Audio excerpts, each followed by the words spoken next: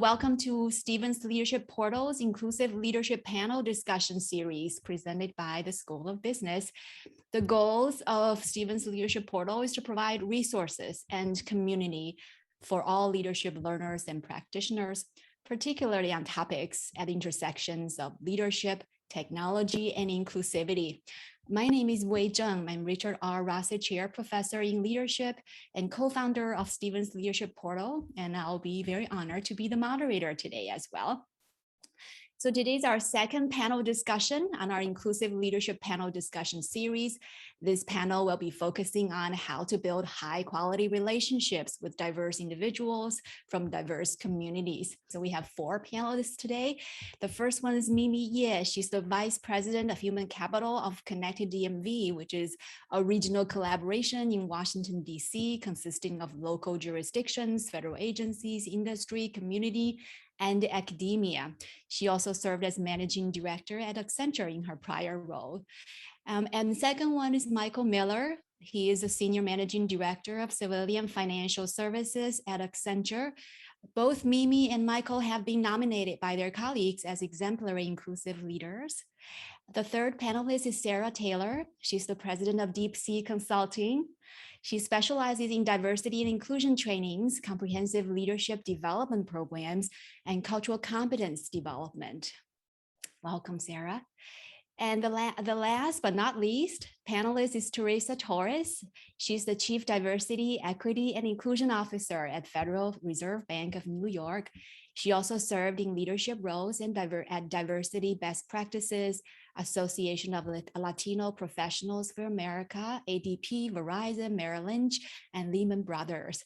So a big welcome to all of our panelists. Let's start with a question of cultural competence, which is one of our focuses today. So how do you define cultural competence? What does it mean? Could you give an example of your experience or practice of cultural competence? So Sarah, would you like to take this one? I'd be happy to start this one out. I think there's a lot of misperception actually as to how to define cultural competence. I think most folks think about it as, do I know when to kiss, bow, or shake hands? It's actually a title of a great book, by the way. But we define cultural competence as something much more complex. It's the ability to see how your unconscious is making decisions for you, how your unconscious is creating your perceptions and your preferences, and the ability to get in front of that in order to be more effective in your interactions across difference. So it's a competence that is, as I said, so much more complex and requires us to have a better sense of how our unconscious is in control. We also use particularly the intercultural development continuum, originally created by Milton Bennett and later revised by Mitch Hammer, which actually identifies 5 stages of cultural competence and their progressive level of effectiveness. So just one more piece I would say about that, we can actually connect that level of effectiveness of your cultural competence with performance in the workplace, and particularly performance of teams. And that's why it's so important. It's the leading indicator to create inclusion, the leading indicator to create those inclusive leadership behaviors, the leading indicator to create higher engagement, and even the leading indicator to attract and retain diverse talent. And that's why it's so critical to develop that skill. Yet, unfortunately, very, very few folks have that level of competence. In a typical population, less than 2% of folks have that high level of effectiveness, but anyone can develop it. So that's my quick answer of defining cultural competence. I'd love to hear from the other panelists as well. Thank you, Sarah. I'm just going according to the panel, the gallery in my view. Michael, would you like to talk about cultural competence from your experience, your context? So I'm going to come at it from a slightly different way, right? I'm going to come to it as how I view people view and approach cultural competence, right? I think most people have what I call cultural awareness, right? And that's sort of an understanding that there are different groups and entities, and those entities may align around religion, it may around cultural identity, it might, any gender identity. Different communities, different cultures will come together, right, and have different definitions and different constructs that help define them, right? And then there's an intersectionality of those groups as well that have their own cultures. And what I usually find, and I think the first answer was a great answer because it talks about sort of how you try to strive to get to that cultural competence.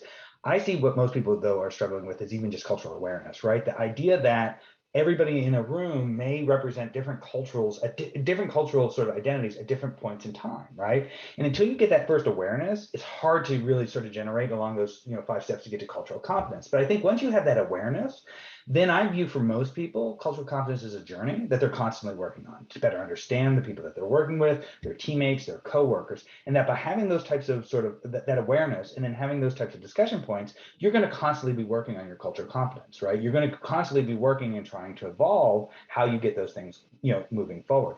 I think, and one thing I will sort of go back where I'd like to sort of piggyback on what was said earlier is, there are people who will sit down there and they can walk through a model and say, look, if you give me a model for cultural competence, I will go through and I will work through that model and I will get there. And I think that works for some people. For other people, it's more of a, do I touch it? Do I feel it? Do I taste it? How do I go through it?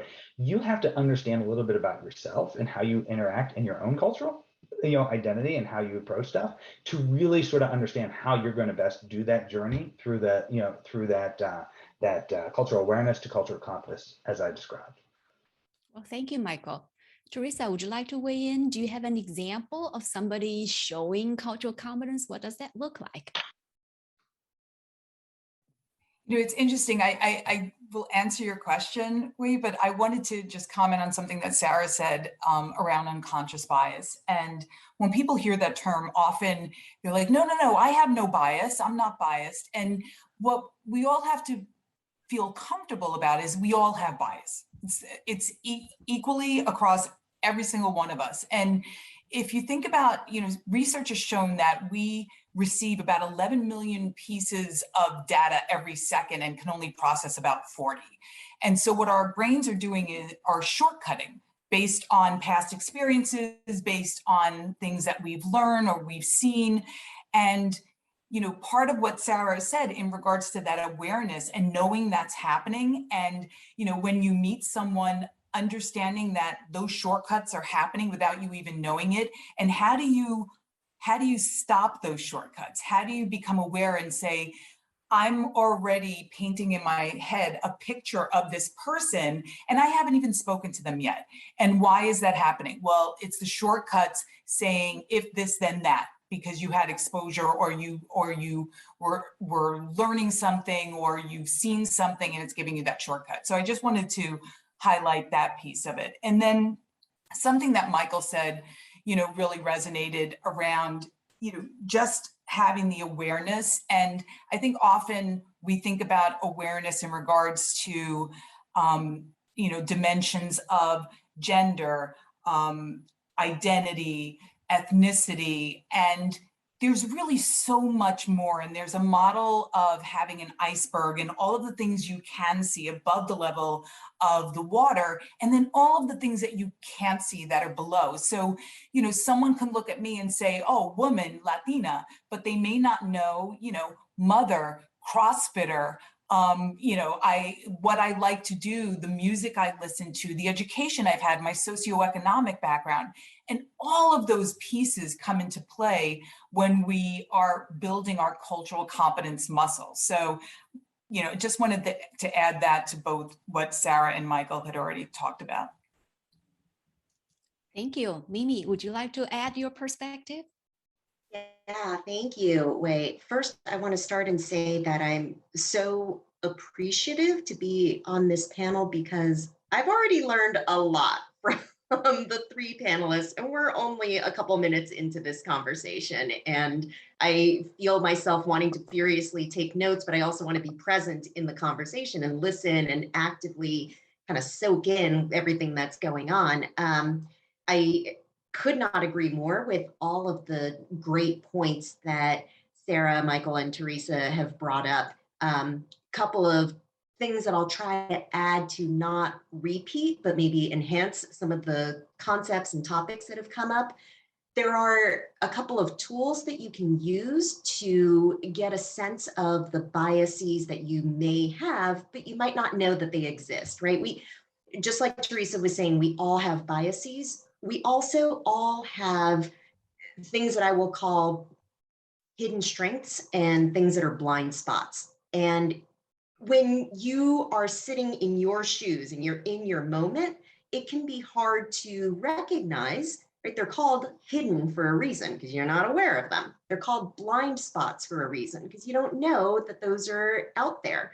So a way that you can start to better understand those things, Harvard University has a lot of implicit association tests. You can Google it. I think that I have the link somewhere. I'm happy to add it into the chat window, but there's a lot of different implicit association tests that Harvard has put together, and it's on a variety of those different dimensions that Teresa mentioned. There's an age bias, there can be a race bias, there can be a gender bias. I mean, it runs the whole gamut. After a while, I was like, oh, I didn't realize there's a lot of, biases that you can have out here. So really trying to pull together a lot of the great ideas that my other panelists have brought up, understanding where you're coming from, understanding why you look at the world through the lenses that you do, and understanding where different things have kind of shaped how you think, how you perceive other people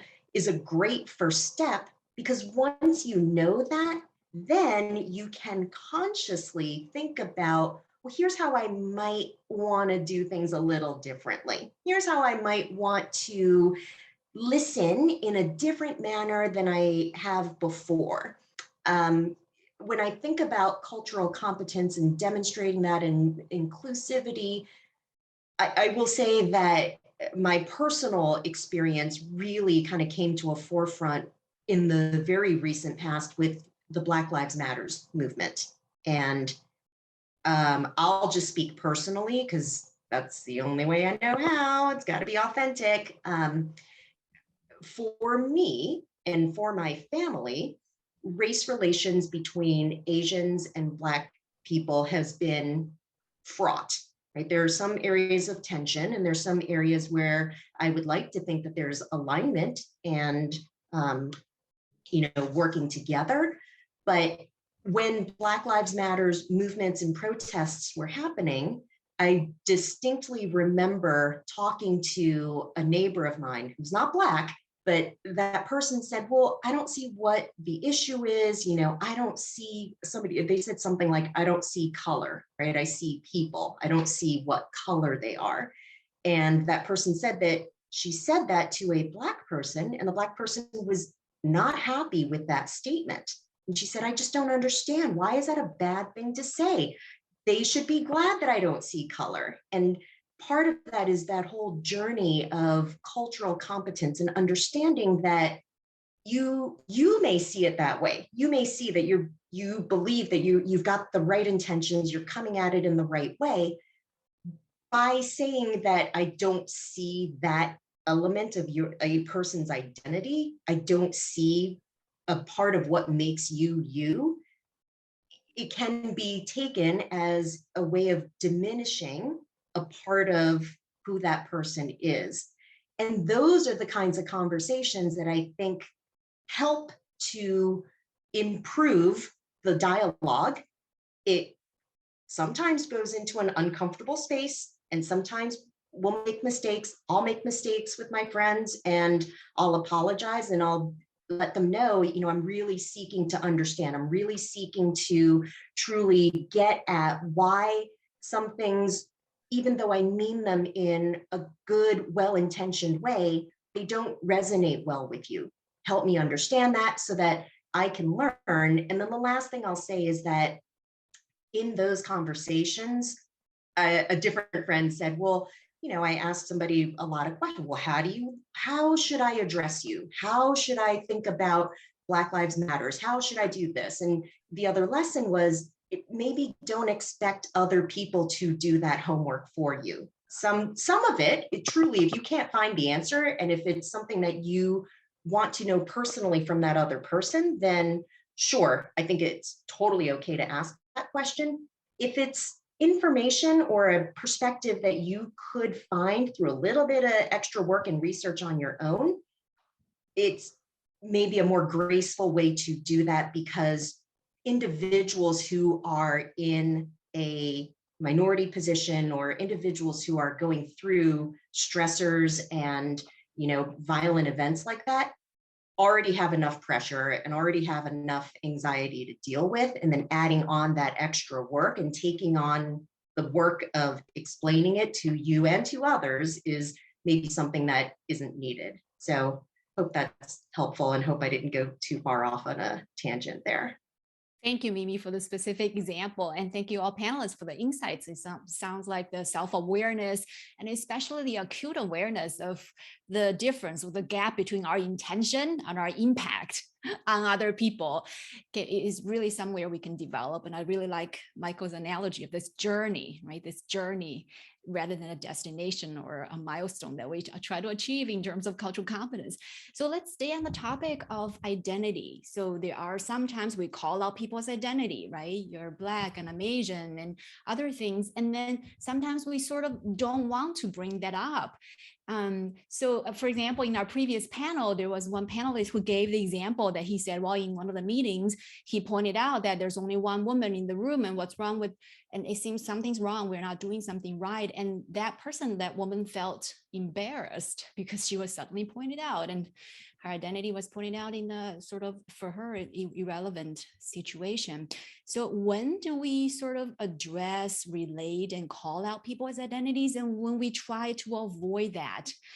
And Sarah, would you mind sharing your story of your husband and share with us when would be appropriate to do what? Oh, I have lots of stories related to that question and so much to unpack. I identify as a white woman, and I am married to someone who identifies as a Black Latino man. And we often are in situations where we're confronted with this, and confronted with folks that are very uncomfortable with pointing out our differences, or when we point out our differences. And that's a real key piece. Who's doing the pointing out? And what position of power do they have? And what kind of explanation and evaluation are they attaching to it? So my story that you're referring to, I know you've heard this before, years and years ago, we've experienced it many times, but the first time that I remember this kind of discomfort that other folks have was a number of years ago. And I'm based in Minneapolis, and I was at a diversity conference in the convention center here in Minneapolis. And my husband happened to be here the same day, even though that doesn't typically happen because he's a civil engineer. So he was at the convention center doing continuing education credits for his civil engineering. And it was break time, and I was out in the hallway networking with some folks that I just met. And he started walking down the hall with three of his colleagues from other civil engineers from a suburban civil engineering firm. And I said to the folks that I had just met, oh, look, there comes my husband. And they said, which one? Now, you can imagine my Black Latino husband is walking down the hall with three other civil engineers. Can you imagine their identities? Three other white guys. So when they say which one, of course, there's that, there's that Sesame Street song, right? One of these things is not like the other, right? And how do you respond? So, I could have said, third from the left, one with a little bit darker light blue shirt or a little bit lighter khaki pants. That kind of a response is avoiding the obvious when I have been asked to differentiate. That's a key piece there. I have been asked to differentiate and I am avoiding the obvious. So I'm skirting around, and this related to cultural competence, this is what the vast majority of folks would do, because the vast majority of folks are in the middle stage of competence. So almost 70% of us where we want to minimize differences. So when I say the Black guy, the typical response I get is all kinds of nervous laughter. And it's because folks are really uncomfortable with that difference being pointed out. And the reason why is because the preceding stage of cultural competence, when differences are identified, they're identified together with a judgment. And so when we move into this third stage, then our brains are thinking, okay, I don't want to do this good, bad, us, them. So I'm just going to pretend we're all us. And there isn't a difference. And I'm going to shove all those differences under the rug, and I'm going to be really uncomfortable when somebody points it out. Now, if you think about that in relationship to other differences, would I be uncomfortable pointing out purple flowers versus red flowers? Nope, wouldn't be uncomfortable at all, because we haven't, as a society and in our shared unconscious, haven't collected a pattern of meaning and judgments around red versus purple flowers as we have around white versus black.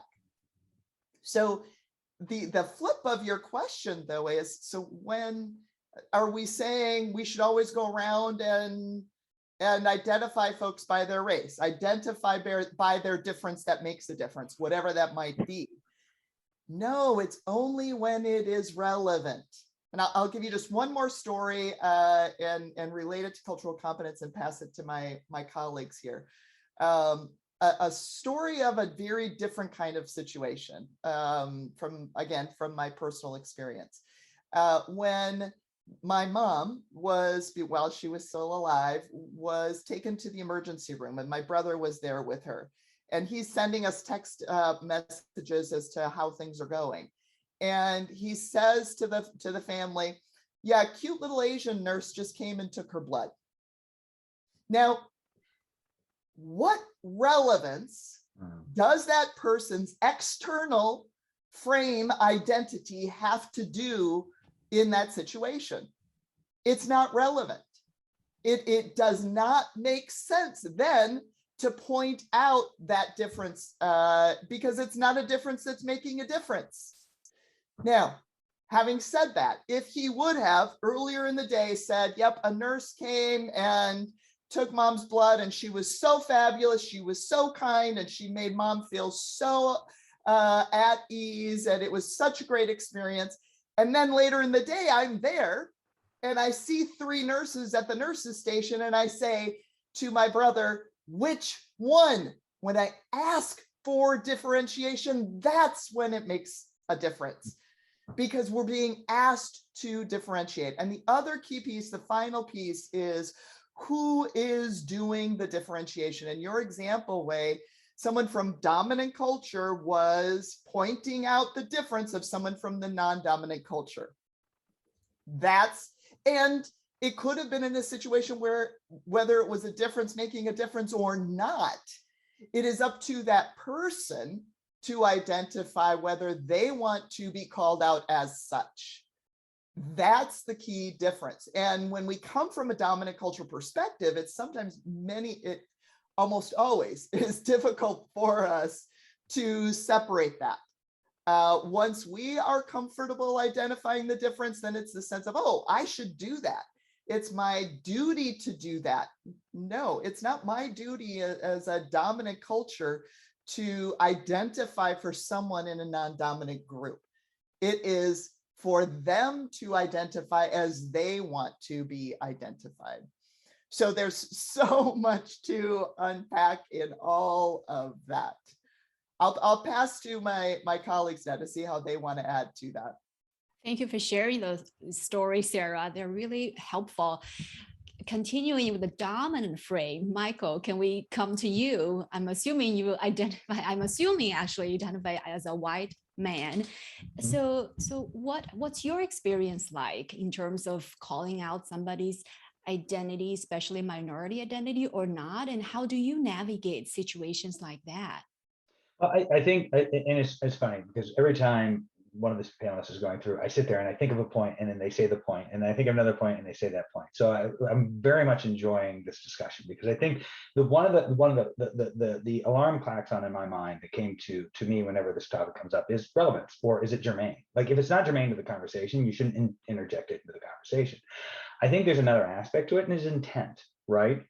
And sometimes we forget what that means in there, because sometimes what happens in these situations, and you'll say this, whatever, is it may become a teachable moment, right? Because the intent may have been a different intent, but it's misaligned to the relevance of the conversation, right? And I'm not going to speak and sort of justify the example that was given the first, the one that you were talking about, in terms of somebody pointed out that there was a woman and she was the only one in the room. If the person may have had an intent where he was trying to address a broader issue, but because of the lack of relevance, it totally missed the mark, right? And there's a teachable moment in there about the aspects of relevance and where it comes into and all that kind of stuff. So from my perspective, one of the things that I also think from a leadership perspective, and when I go through and we talk about stuff, is I always try to make sure my intents are clear about what meetings are for, what topics are for, and what those discussions are, right? And when it does come to relevance, I don't call out differences if they're not relevant. If it makes never mind, as a leader, as somebody, even in my own house, right? When we're dealing with stuff, if you don't need to call out those things, calling out that information and that extraneous information may call in question, what's the intent? Why are you doing it? What's it going forward? Now, if we were having a discussion about gender representation on our teams in there, I still may not call out that difference without first having discussions with the individuals in the room about what they were comfortable with, right? So even though it may have been relevant, even though it may have had the right intent, you still have to understand of the dynamic and the situation that you're putting individuals in, right? Because I do go back to the one thing, and I do think this is where people also misstep, is there's a phrase I use phrases, analogies, metaphors all the time in a constant mode with my team. I view my job as always to be coaching. And one of the things I always say, which is a summation of the first thing, that the first section that we had, is we say things not as they are, but as we are, right? So that's a natural thing. So when you start calling out things different from yourself, so as a white male, when I start calling out things different from myself to other people who see themselves in there but don't see themselves sort of as me, it does create some of that tension, some of that conflict, as Sarah, I think, wonderfully put it, and it creates those dynamics. So you will be sure in a situation like that, if it's not germane, if it's not relevant, if it's not the right intent, it's not the things, we won't delve into that area if it doesn't further the discussion. But even before, and I can't stress this enough, but just because it may be relevant doesn't mean that you have a free pass to go in if it's not done in the right way, right? If it's not done in a social construct, if you put somebody into a bad position because you want to put out, sexual identity, or you want to talk about ethnicity and all this kind of stuff, and they're not prepared for it, all of a sudden from where they are, they're going to see that as all of a sudden now I've been isolated, because again, they see things as they are, whatever. And they didn't understand intent, and it wasn't relevant, and we didn't have that discussion in advance. So I think there needs to be sort of prep, even in certain discussions, about when is it appropriate to have those discussions. Thank you, Michael. Teresa or Mimi, who would like to go next? Yeah, Mimi, I just wanted go ahead. I just wanted to comment on something that was said earlier in the conversation around people saying, they're having a real discomfort with people having different identities and saying, I don't see color, we're all the same. And, what we have to think about is everyone has a different lived experience. And so saying that we're all the same, maybe we're all analysts coming into an organization, and yeah, we're all analysts and we're all the same, but the expectation of feeling included or not is going to depend on someone's lived experience. So I always try to help people understand that, even though you're saying I'm colorblind and I don't see race, what you have to understand is that can be received as then you're dismissing the navigation I've had to have in this life to get to the same place you are. And it's been, tougher depending on, the different layers of diversity that I have, as part of who I am. So if you think about intersectionality, and that can be a layering of, of racism and not being included that someone has experienced,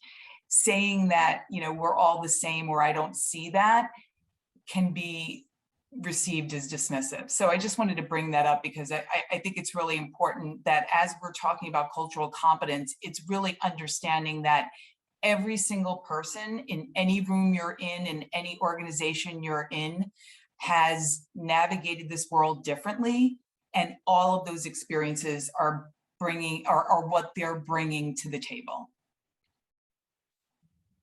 Wonderful. Thank you. Mimi, would you like to add your perspective on this? Bringing up the rear, here we go. To the point about, identifying and calling out a person's identity or, specific characteristics, I agree with everything that my panelists have said. Totally agree. And my point of view aligns with what Michael said of not really calling out and separating out a person's identity without first getting permission. And if that was not explicitly given to you, you can still get a point across using your own prior experience. You can use data, you could use research to get a point across. And then the other thing I would say, and I'm guilty of this all the time, and I keep working on it, because these types of conversations can be tense and uncomfortable and difficult, for me, there's a tendency to use humor or to try to sprinkle in a little bit of levity. And I think it can be okay to use it at times if it will help to diffuse a tense situation, but it shouldn't be at somebody else's expense, right? It should never be at somebody else's expense. And even to a large degree, it shouldn't be at your own expense. People will use self-deprecating humor to try to ease a moment. And like I said, I do it a lot. And I've realized that I shouldn't do that. It minimizes my value and it minimizes how people might see me. So I'm really trying not to do that. And I'm trying to be okay and live in the uncomfortableness of moments that can come up, because there is value to it. Those are the moments that people will remember more. And hopefully those are the moments that we all learn from and we figure out how to do things differently and maybe have a different outcome the next time around. Thank you. Thank you very much. So let's look at some specific examples with tension. So it's not the easy examples, it's the harder situations. For example, you have a new employee and you're not sure of this person's gender identity. And this person hasn't been participating in group activities or hasn't been speaking up in meetings. So you wanted to involve this person more. So it's task relevant in a sense, but you're not sure. How would you approach this person or try to bring out more from this person? Whoever's ready can go first. I want to go first. Please, go ahead, please, Mimi. I was Top hoping of the you would. line, here we go. So a couple of things, gender identity, I feel has been a really, it's not a divisive topic, but it's one where a lot of people have a lot of different points of view on it. And from my observation, some of it is a generational point of view. Some of it is definitely cultural, but some of it is, I see tendencies for different generations to kind of sway into different camps and answers as it relates to gender identity. And I would love to hear if my colleagues have had similar observations. I think that first and foremost, it is impossible, literally impossible to anticipate every cultural belief or identity. And it's impossible to know a person's gender identity by sight alone.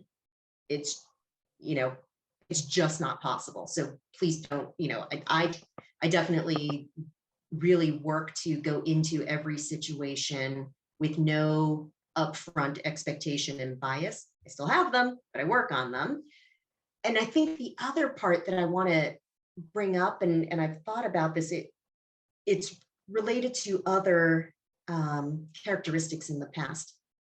gender identity is not a preference, right? It's an identity. And people will sometimes use the term preference. And that's also rough because preference, gives this impression that, oh, I really, really like it to use these words, but it's okay if you use these other words. It would be kind of like if I said, hey, let me introduce you to Michael Miller. Michael prefers to be referred to as he, him, his, but you could also use she, her, and hers. It's not his first choice, but that's okay. It'll do, right? And I don't think that's what any of us would actually intend to say or mean to say.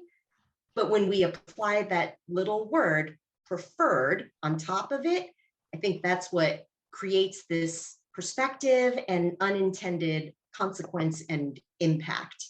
I think that as far as the other question about how to include people in conversations, identity is one thing, culture is one thing. The real thing, I think, is different modes of working as a team, different ways that we approach projects, problems, assignments, things like that. A lot of it for me starts with communication and really being able to effectively communicate and understanding that it's okay if people are going to use different words than you're going to use. It's important when they do that to understand it. And it's important if you are the leader, or even if you're not the team leader, if you're just a team member, to speak in a way that other people can understand. Maybe switching out certain words, maybe shifting a bit away from the shorthand, to use Teresa's term, which I really appreciated, instead of maybe using some of the shorthand vocabulary that is used a lot in a particular team or an organization, alternating it with other words that have the same meaning in an effort to clarify. And then one thing I will note, I've seen this a couple of times and I've witnessed it myself and been on the receiving end of it.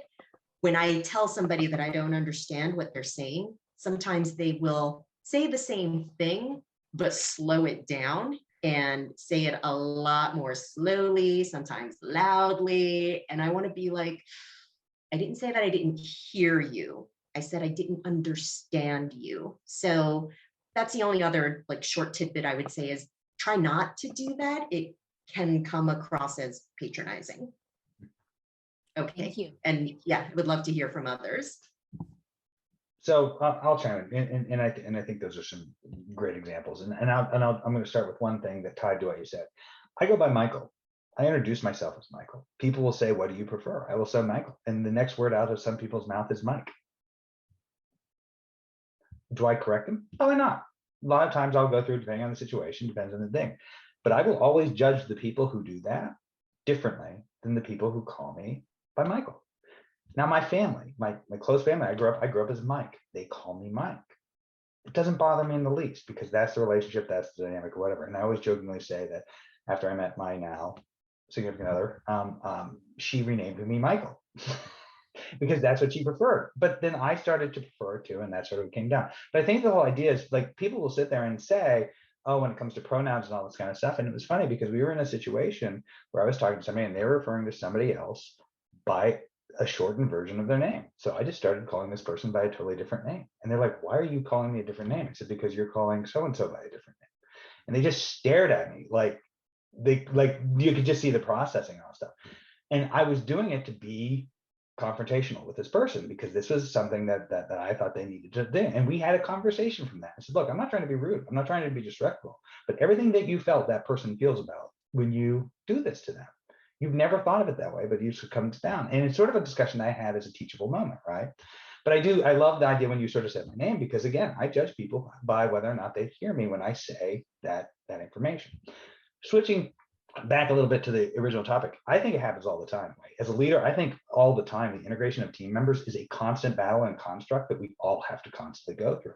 Some of the tips that I have, just to be sort of proactive or whatever, is and you've got to understand where you are in the organization also impacts how you go through it. Because I'm at a certain point in the organization that if I, for lack of a better word, reach down below a certain level to directly do something, that in itself could be traumatizing to individuals. So like, why is so-and-so asking me questions about whether I'm involved or not, or all that kind of stuff. So I have to be cognizant, again, of my position, my level, and stuff like this.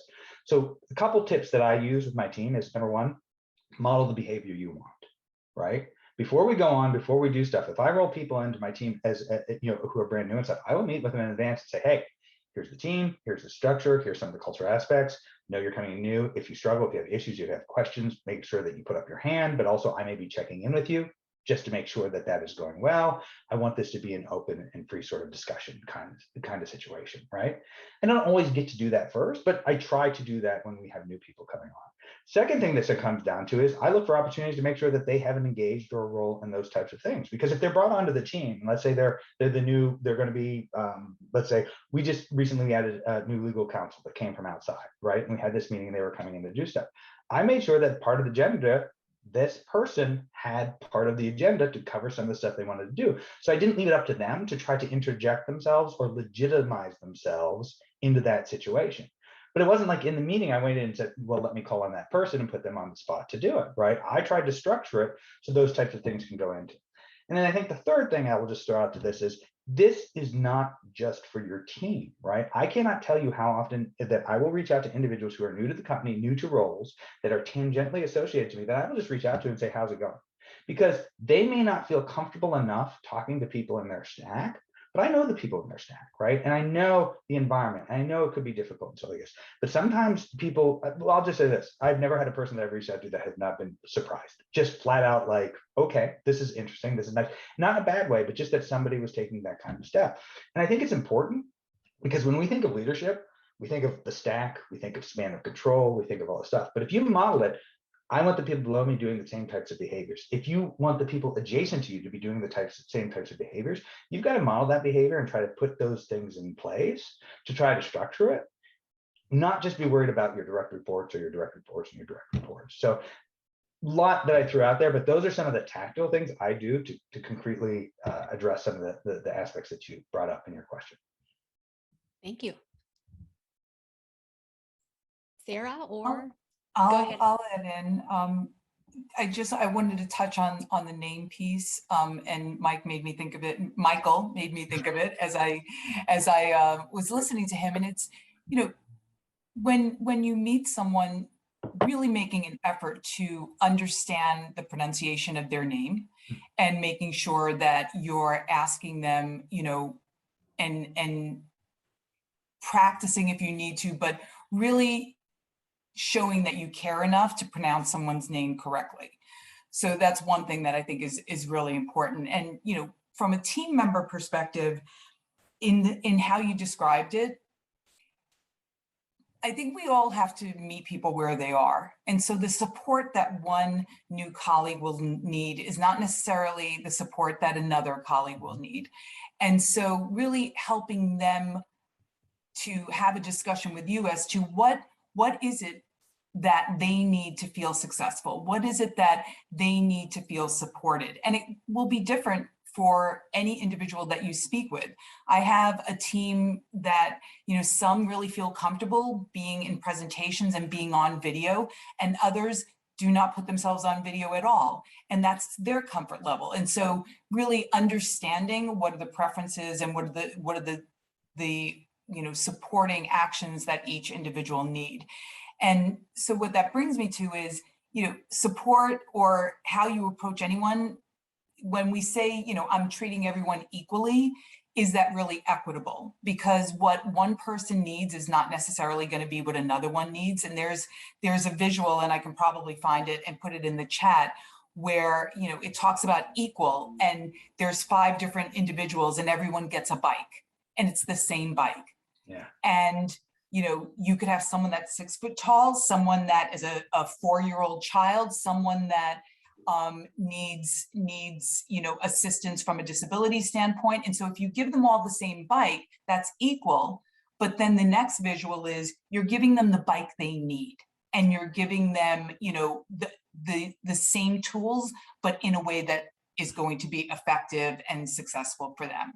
So, you know, as I think about team members, it's what is the unique bicycle they need, and not assuming that it's the same for everyone. I love that, by the way. Love those examples. I first of all, Mimi and Michael, I love your both the preference example and Michael, the Michael versus Mike. Love those examples because they kind of put it in a different context for folks to better understand. And Teresa, that point of essentially adapting to what folks need is so crucial. It makes me think of the situational leadership model, if anyone is familiar with that. I think that's a great model that's kind of an auxiliary to cultural competence, yet it helps us to build our cultural competence as an inclusive leader. And that notion that many of us as leaders, we say, well, this is my style. This is my approach. This is the way I build teams, versus the more effective way of what do you need? What do you need as someone on my team? How do I adjust to you? How do I give you what you need to be successful? That's a very, very different approach, and much more effective approach, much more inclusive approach. But I want to go back to also to the original question. And in many ways, it is kind of more about prevention versus addressing an issue after it's already arose. So if we're already on a team and we're already noticing that this person is interacting differently, and then we're trying to figure out what do we do, we have already kind of set up a difficult situation. And think about the difference that it would have been in that situation if, when that person first came in, first of all, they weren't put out as the different, that everyone was put out as different. Many times when someone new comes into a team, what do? We say, okay, introduce yourself to us. Tell us about you. So who's the different? The new person. Versus, I need to acknowledge that I'm different. I need to acknowledge that I have unconscious filters and patterns and preferences. And we all share that. We all share as a team our differences that make a difference. And so when this person hears from all of their new colleagues, before they introduce themselves, they already hear from all of their new colleagues, hi, my name is Sarah. I identify as a white woman. This about my family, this about my work styles, this about my personality, this about all of the differences that make a difference about me. And they've heard that from all of their other colleagues. That's the norm. The norm is we are different, and let me tell you about my differences, instead of we're going to just start operating with each other and just start operating as if we're all the same. And oops, we start seeing that there's a difference that's involved here. Now, what do? Creates a very different kind of an environment. So building to more of that inclusive environment really pays attention to that onboarding from a perspective of acknowledging the differences in a non-judgmental way and being very comfortable with pointing them out. Wonderful. I love this discussion. I think some great insights about discovering individual preferences and schemas, and maybe their vulnerabilities too, and being able to address their needs. The bicycle example is wonderful. Thank you, Teresa. And also the norms of differences. We're assuming differences or making differences the norm rather than similarity, the norm. So which is sets the environment, which is excellent. So I have a follow-up question about managing teams, or how do you encourage other team members to sort of develop their cultural competence? Michael, you mentioned this setting as role modeling. So you do these things and people see you do it, and they are more likely to do that too. Any other additional ways you can create this culture so people are being inclusive of each other? Yeah, I mean, a lot. So I'll give you the first thing. So for the past 10 years, I've been working in one specific area, right, of the firm, doing a lot of work, a lot of things like that. And when you look at the team from the day that I took over to the day that I left, it is a vastly different team. It is structurally different. It has different representation. It's more inclusive across the board. And when we go through and we made these changes over time, what I believe what you see is by adjusting the teams over time, it doesn't just happen overnight. It took on a momentum of itself, right? It took on a way that by me broadening the leadership team, bringing more people to the table that had been to the table before, just the numbers, right, at the table to begin with, and then changing the composition of how the table there by going through and making sure that we had a very much inclusive set of voices at that table really changes the dynamic of how we were viewed. And I'm going to give you the thing, when I sit down and I look at my career, when I retire and all this kind of stuff, I can sit down there and say, I was a consultant, I did all this kind of stuff, and I can talk about big jobs and stuff like this. But when I talk about the things that get me excited, and when I look at my career saying, these are some of the biggest successes I had and make me the most proudest, I sat across from a retiring client, somebody who literally about 12 years ago tried to get rid of us as a company. They did not want to do work with us anymore. They just, culturally, we had misaligned, we hadn't done this stuff. I'd come in, I'd help fix this, we changed this. And now we were one of their critical partners, and they told me this. But the thing that she told me that was most important, she said, I said, you're leaving, what's the advice you'd give me? What's the feedback? She says, I have never seen a company change so much to better align and reflect who we are. And I said, what do you mean by that? May I ask that? She said, can I be candid? And I said, yeah. She goes, you're not a bunch of old white guys anymore. Present company excluded, I said. She goes, she laughed and all that stuff. But she goes, no. She goes, you're not. And she goes, and neither are we, right? But when I look at your competitors, they look the same they did 10 years ago, and you don't. And I shared that feedback with my team. They valued this. They saw this. This is a differentiator. This is a shared success. It's not my success. Because even though I tell that story, I could not have done that alone. I can't just sit there and say, I'm the person, and now I've all of a sudden created a diverse team. It took time, it took change, and it took different leaders getting involved. There are things historically that I should have more control of that I have deferred to other individuals because they're more talented, they bring different insights and all that kind of stuff. But if I don't model that behavior at this level, you can be sure as hell nobody down here is going to just take it on their own to structurally change things, right? Or try new things and to fail. So I am a firm believer of the idea of you've got to try to model it. You've got to try to do the behavior, you've got to do it. And when I look at those types of things, and as I stepped into my new role recently and stuff like this, all of that I said, I now stepped into my new role and I looked at, now I'm running a sector and it's broader, and I looked at the sector and I go, there's a lot of people from the majority I'm seeing across different aspects here. We still have good representation, don't get me wrong, but what are the things that we're going to do? And I'm not going to do the same thing I did before. I have to do it differently, right? And so some of the stuff that I'm doing is I'm going to the people who helped make that successful here in other places and saying, what can we do? What can we, like, what do we need to think of? How do we do this? How can I learn? How can I evolve?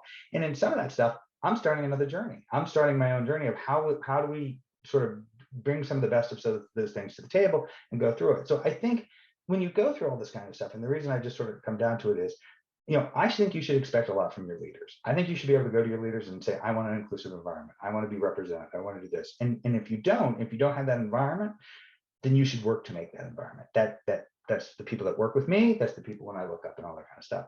So I do think modeling the behavior and trying to put it forward, putting the intent out there and making people know, this is the intent. This is the direction we want to go as an account. These are the things that we want to do, helps create a momentum that I couldn't stop it even if I wanted to. And if I left, the next person coming in can't fundamentally change the direction. Sure, they can influence the direction, but they're not going to stop what we're trying to do, right? Do we get it all right? No, no one gets it all right. But do we make a lot of, I'll say, good change and all that stuff? Yes, very much so. And I just think when I look at this at the end of the day, and I'll sort of leave it with this because I tell my people this all the time.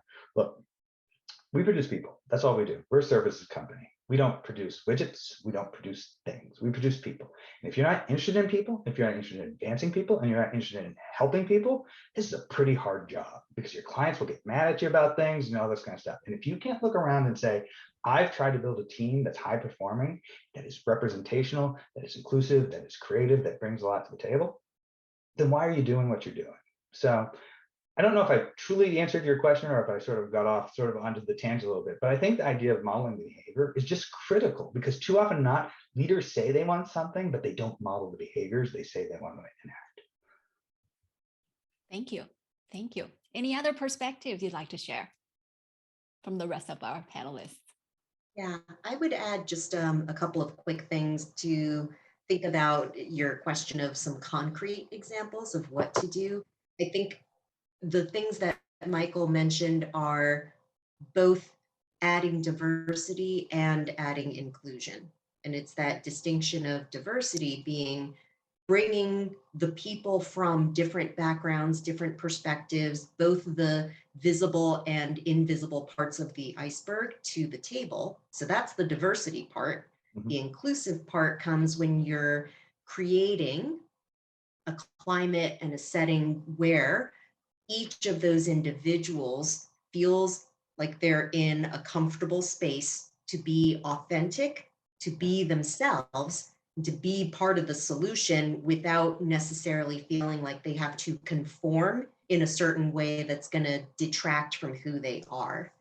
And that part is super hard to do. It's hard to create diversity. It's really hard to create inclusivity. And I think Michael brought up some great examples of what to do. One thing that I did on a project team that I worked on that was pretty diverse is back to that idea of running different assessments and filling out different third-party objective surveys to understand your own individual strengths, weaknesses, biases sometimes. At Accenture at a point in time used Gallup's Strength Finders assessment. And that one's, there's a ton of them. I'm not, I don't get a promotional fee. I don't get a kickback from them by bringing it up. But that one I particularly liked only because the results of everybody taking that assessment was everybody would get a result of, hey, you have a lot of strengths in certain areas. Your team member sitting to the left of you has certain strengths in different areas. So it provided that view, and it provided a view of all of you as a team look like this. So now it's not just about you as an individual, it is about you as a distinct and very specific piece of a bigger, broader community, and what you are bringing to the table that is unique, that is valued, and that is essential, which then helps to create the conversation of, okay, if that's the unique thing that I bring to the table, how might we maximize and optimize that value in a way that's going to really help turbocharge whatever it is that we're working on? You might not know those things until the conversation comes around, and most people, again, hidden strengths, blind spots, might not know it unless there is an objective way of presenting who they are. So I have found that those types of assessments and being able to discuss the results of those assessments and then being able to say, okay, now that we've had this discussion, how do we want to proceed forward? What are the things that we would agree to as a group? What might we stack hands on and say, this is how we want to operate. This is how this person is contributing. This is how this other person is contributing. This is how we're all going to come together and help each other out. Thank you. Teresa or Sarah? I'll give some tactical things. I will say, Michael, listening to you, I'm blessed with a very diverse team as well. So, and they're all inclusion strategists. So they just operate in a very inclusive way. But, some of the things that we coach others within the organization on is, just basic things. You're in a meeting. Are you making sure you're not interrupting individuals? Are you making sure that you're including everyone that's in that meeting? Are you, if someone, says an idea and people didn't recognize it, but then, a man comes in and relays the same idea, interjecting and kind of, providing the bringing it back to the original person that brought up the idea and saying, you know what, that's a great echoing of the idea that Nancy just brought up. I think the other thing that is really important, and we talk a lot about, is, all of us make mistakes, or all of us, may have a misstep. And instead of calling people out, calling them in and helping them to understand, hey, after a meeting, when you said this, that may have been taken this way. For example, there's a lot of terms in the English language that are used, but people don't understand what the historical context of those terms are. For example, grandfathered, and helping people understand after a meeting, hey, I just want to mention to you, you may not have known, but this is what that term actually historically came from, and helping people grow and helping them to understand how to be more inclusive, I think is really important. And always trying to assume positive intent, that people do not traditionally or often go into any situation and say, I am here to just disrupt everything and make people feel bad, right? So let's assume positive intent, call people in, and make sure that we're exhibiting those inclusive behaviors, as Michael said.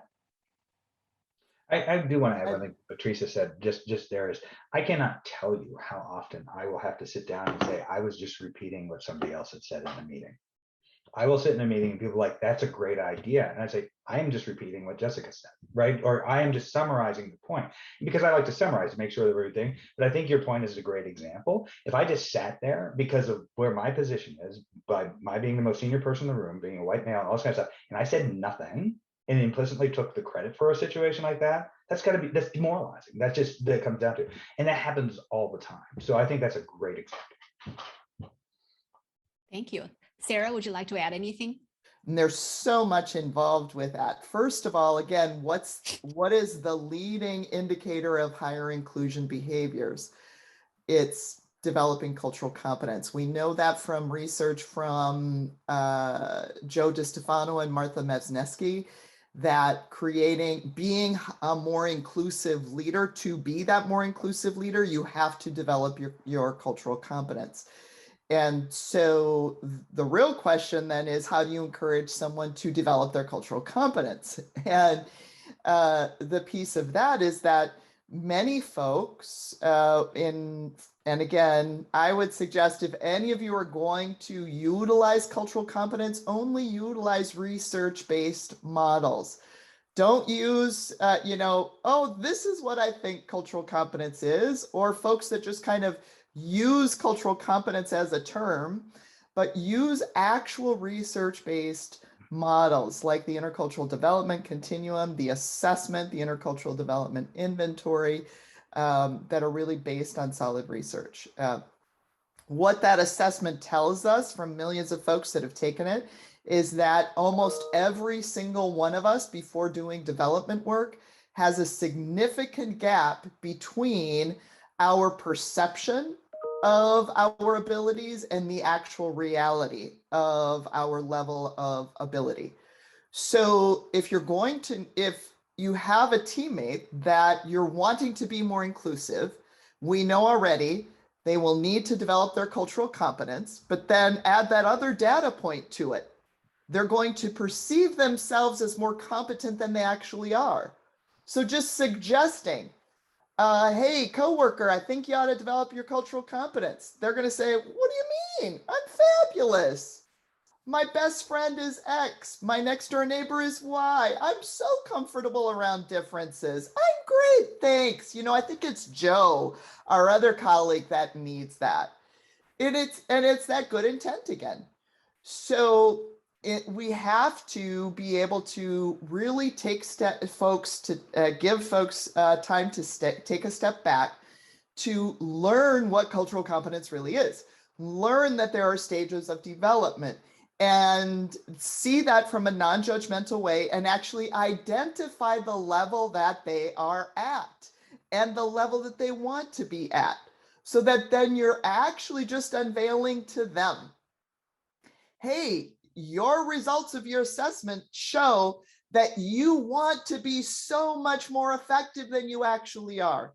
You want to be in a stage of cultural competence that is more effective than the stage you're actually in. So you know what? We can help you get there.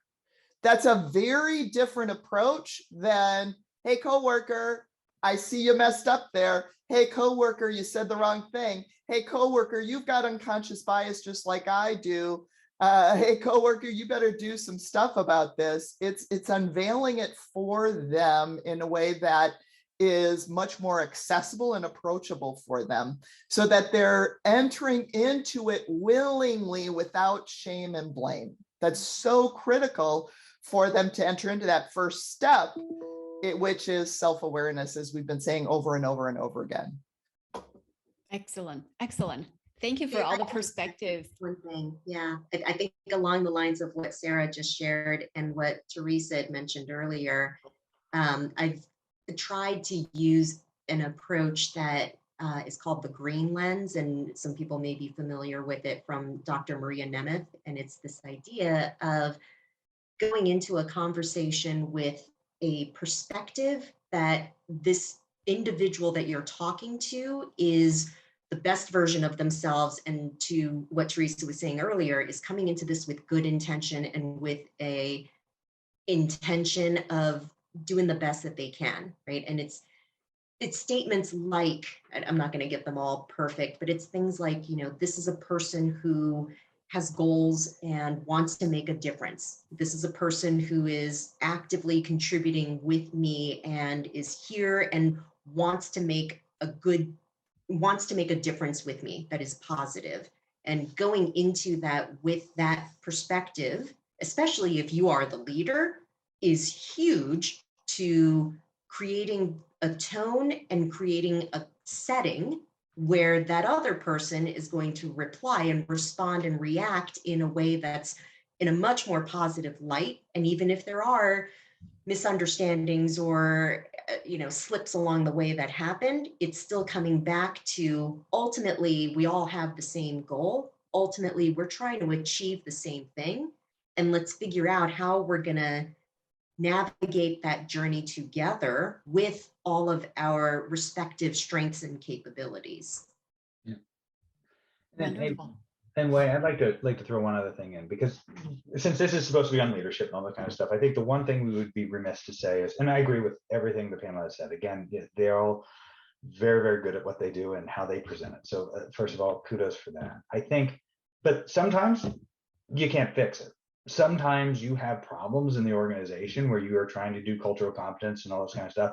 And sometimes you just have to act and remove individuals or things from situations, right, in order to protect the greater good of the team, the structure, and all that kind of stuff. So while I applaud, and I think everything on here was said, and I'm not running counter to that, but I do think we'd be remiss to say, sometimes you have individuals that just, they don't want to be taught. And to your point, Mimi, they are the best version of themselves, and that version is not exactly a version that's conducive to the environment. So sometimes as a leader, one of the harder decisions you may want to make is, and I'm saying this without judgment, you may not want to be judging the person and saying whether they're a bad person or stuff, but you just may have to remove people from dynamics. And more often than not, sometimes you have to make those tough decisions as a leader in order for the greater good of the team to drive to conclusion and stuff like this. You can try to teach, but you might not be able to fix, you might not be whatever. So I do want to at least throw out that at some point you do also just have to do organizational movements to address those situations. I do want to explore one more question before ceding the floor to the participants, which is your own experience of developing cultural competence or inclusive leadership.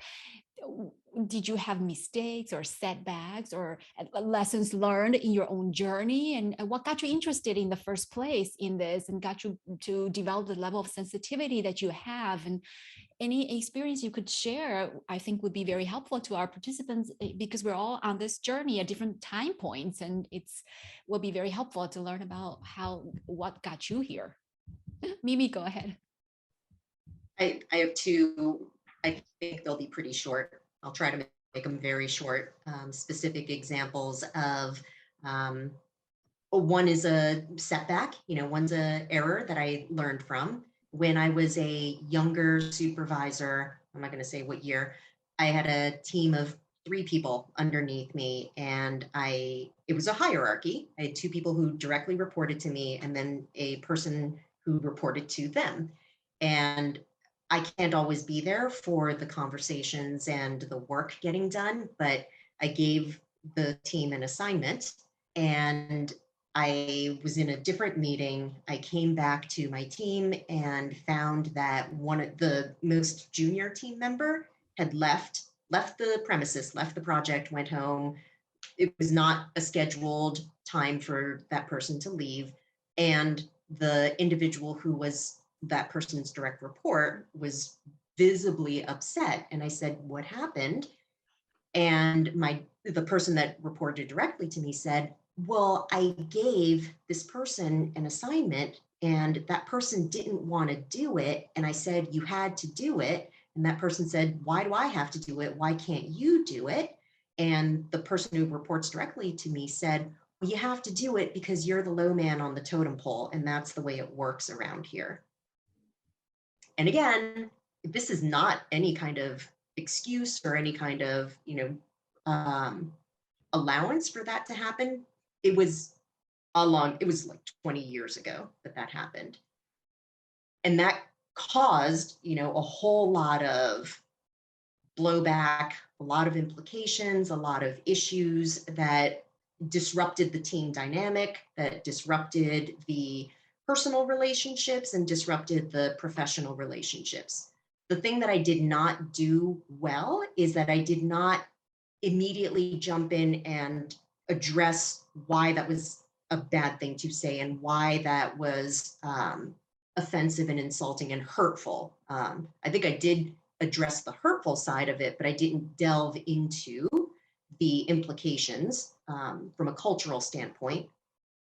The thing that I think I did well on that one is because I did not feel appropriately equipped or mature enough, I will say, in that point to handle the situation, I escalated it up and didn't escalate it up to the very top, but just to my direct, supervisor and to the HR organization and department that handles situations like this, because I knew that I was outside of my abilities and I knew that I needed some guidance on how to handle this situation.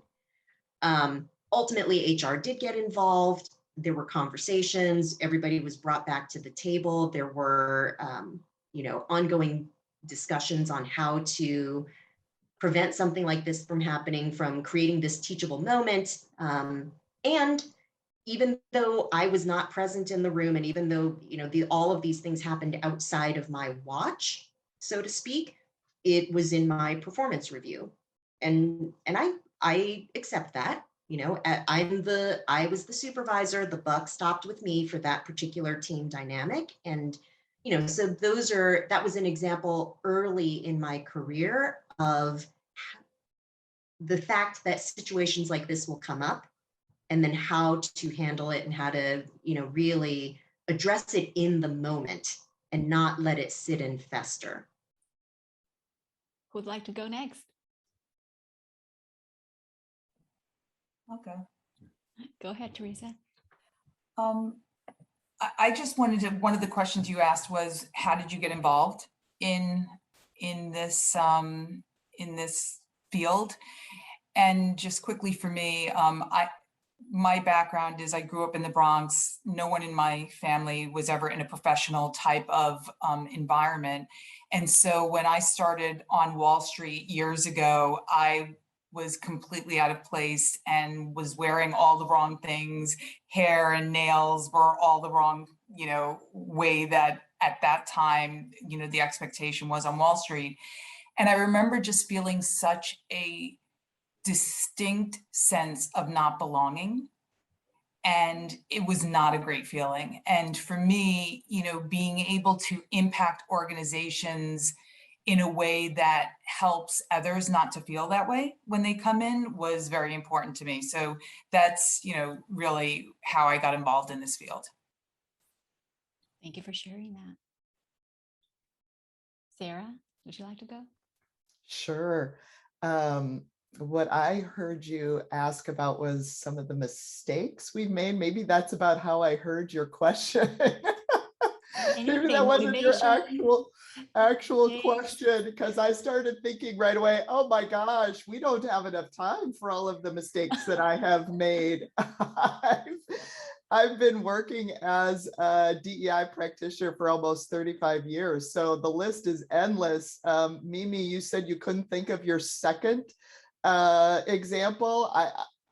I can't think of like less than 50 examples of mistakes that I've made, both from a dominant perspective and from a non-dominant perspective. And those are very different experiences.